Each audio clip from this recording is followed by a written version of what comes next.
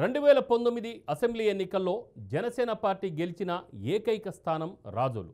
ఈ స్థానం నుండి గెలిచిన రాపాక కొన్ని రోజులకే అప్పటి సీఎం జగన్తో సన్నిహితంగా మెలుగుతూ వచ్చారు. జగన్తోనే అభివృద్ధి సాధ్యమని పవన్ రాగం వదిలేసి జగన్ రాగం అందుకున్నారు. తన నియోజకవర్గ అభివృద్ధి కోసం సీఎంతో కలిసి పనిచేస్తానని చెప్పుకొచ్చారు. మరి రాజోలును రాపాక ఎంతవరకు అభివృద్ధి చేశారు?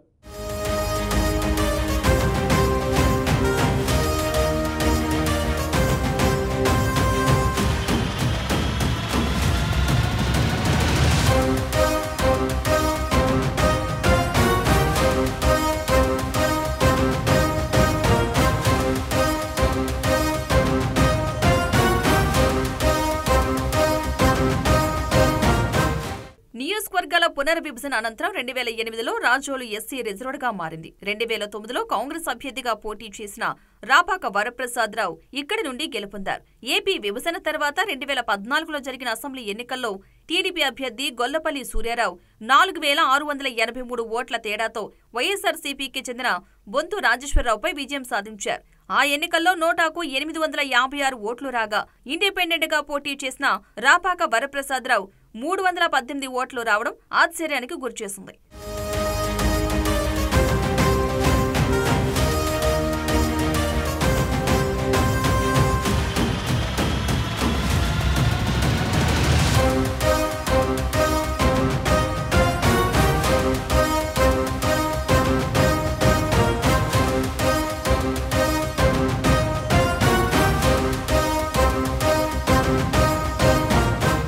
అనంతరం 2019 ఎన్నికల్లో రాజోలులో త్రిముఖ పోరు నెలకొంది. రాపాక జనసేనలోకి చేరి ఆ పార్టీ తరపున అసెంబ్లీ ఎన్నికల బరిలోకి దిగారు. అయితే రాపాక 814 ఓట్ల స్వల్ప తేడాతో వైఎస్ఆర్సీపీకి చెందిన బొంతు రాజేశ్వరరావుపై విజయం సాధించారు.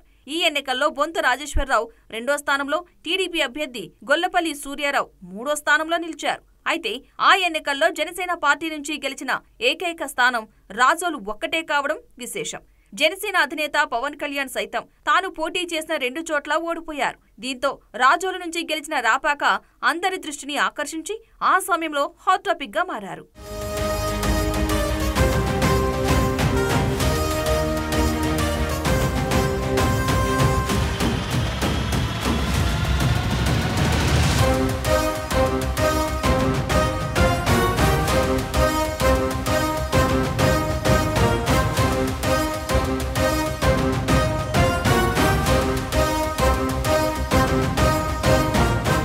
అయితే జనసేన నుండి ఎమ్మెల్యేగా గెలిచిన రాపాక కొంతకాలానికే అధికార వైఎస్ఆర్సీపీకి చేరువయ్యారు. అప్పటి వరకు పవన్ రాగం అందుకున్న రాపాక అంతలోనే జగన్ రాగం అందుకున్నారు.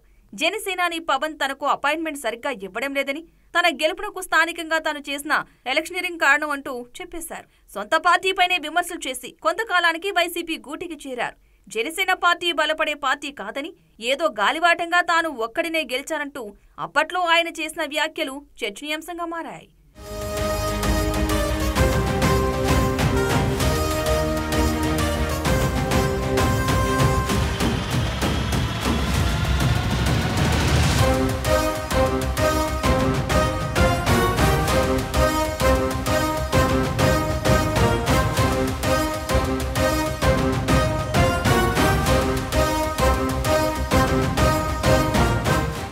ఇదిలా ఉంటే 2024 ఎన్నికల సమయంలో రాజోల్ నుంచి వైసీపీ టికెట్ ఆశించిన రాపాకకు భంగపాటు ఎదురైంది.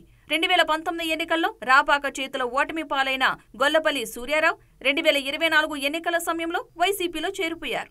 దాంతో ఆయనకే వైసీపీ అధినేత వైఎస్ జగన్ టికెట్ కేటాయించారు. అయితే రాపాక వరప్రసాద్ను అమలాపురం లోక్సభ నియోజకవర్గం నుంచి పోటీ చేయించారు. అయితే ఈ ఎన్నికల్లో వైసీపీకి 2 చోట్ల ఓటమి తప్పలేదు.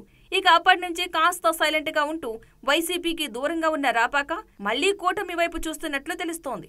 ఇందులో భాగంగా ఇటీవల కాలంలో 2 సార్లు జనసేన ఎమ్మెల్యే దేవ వరప్రసాద్ ను కలవడం రాజకీయంగా ప్రాధాన్యత సంతరించుకుంది.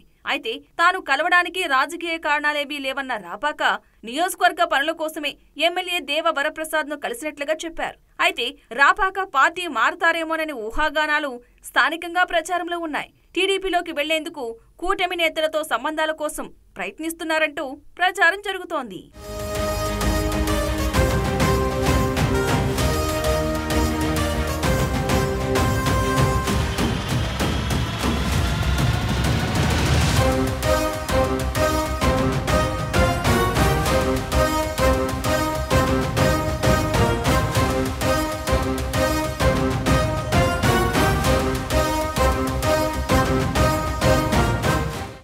జనసేన నుండి గెలిచి అప్పటి వైసీపీ ప్రభుత్వానికి మద్దతిచ్చారు రాపాక.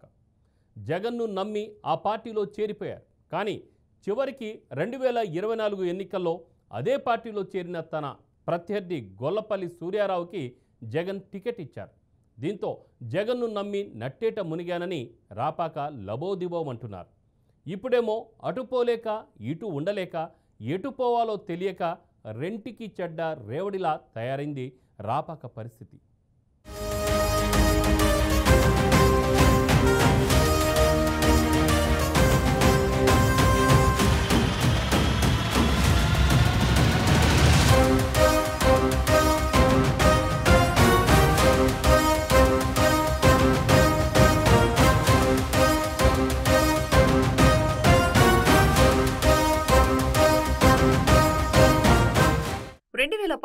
జనసేన నుండి ఎమ్మెల్యేగా గెలిచిన రాపాక వరప్రసాదరావు కొంతకాలానికి అధికార వైఎస్ఆర్సీపీకి చేరువయ్యారు.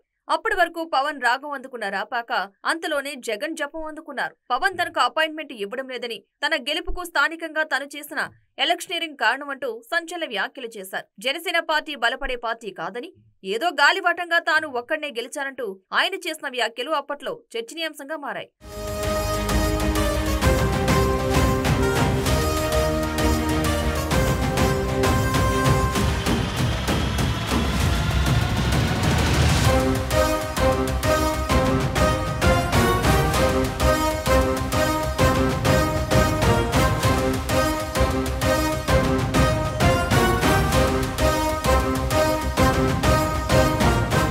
అయితే ఆ సమయంలో సొంత పార్టీ ఎమ్మెల్యే రాపాక నుంచే పవన్ తీవ్ర ఇబ్బందికరమైన పరిస్థితులు ఎదుర్కొన్నారు. తనను సస్పెండ్ చేస్తే వెంటనే వెళ్లి వైసీపీలో చేరుకోవాలని రాపాక తహతహలాడుతూ పవన్ తనను సస్పెండ్ చేయాలని డిమాండ్ చేశారు కూడా.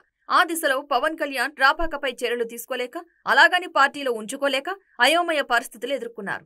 జనసేన టికెట్ పైన ఎమ్మెల్యేగా గెలిచిన రాపాక పార్టీకి విరుద్ధంగా వైసీపీతో కలిసి సాగారు. సీఎం హోదాలో జగన్ పథకాలకు జేకొడుతూ జనసేనను ఆ పార్టీ అధినేతగా ఉన్న పవన్ పైన ఎప్పటికప్పుడు విమర్శలు గుప్పించారు. సొంత పార్టీపైనే విమర్శలు చేసిన ఆయన కొంతకాలానికి అనఫీషియల్ గా వైసీపీ గూటికి చేరారు.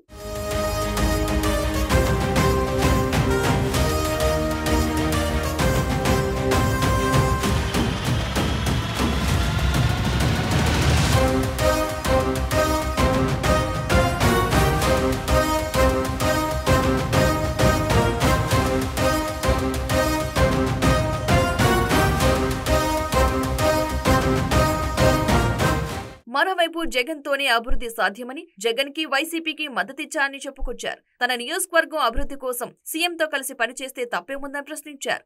అయితే అన్ని నియోజకవర్గాల వలె రాజోలు నియోజకవర్గంలో కూడా అభివృద్ధి గాలికిపోయింది. కానీ రాపాక మాత్రం జగన్ జపం ఆపలేదు. జగన్ మరో 30 ఏళ్లు అధికారంలో ఉంటారనే భ్రమలు కల్పించడంతో రాపాక ఇలా జగన్ కు జోలపాట పాడుతూ ఆకాశానికి ఎత్తేశారని రాజకీయ విశ్లేషకులు చెబుతున్నారు. అయితే అభివృద్ధి మాట అటుంచితే కనీసం నియోజకవర్గంలో కనిపించే పరిస్థితి కూడా లేకుండా పోయిందని నియోజకవర్గ ప్రజలు ఆవేదన వ్యక్తం చేస్తున్నారు.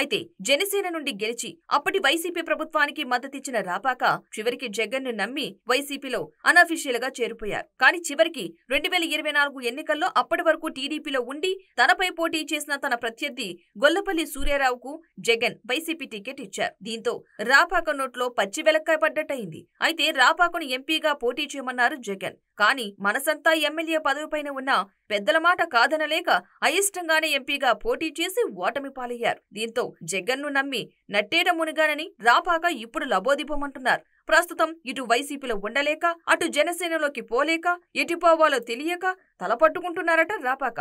దీంతో రెంటికి చెడ్డ రేవళ్లా తయారైంది రాపాక పరిస్థితి అని నియోజకవర్గంలో జోరుగా టాక్ నడుస్తుందట.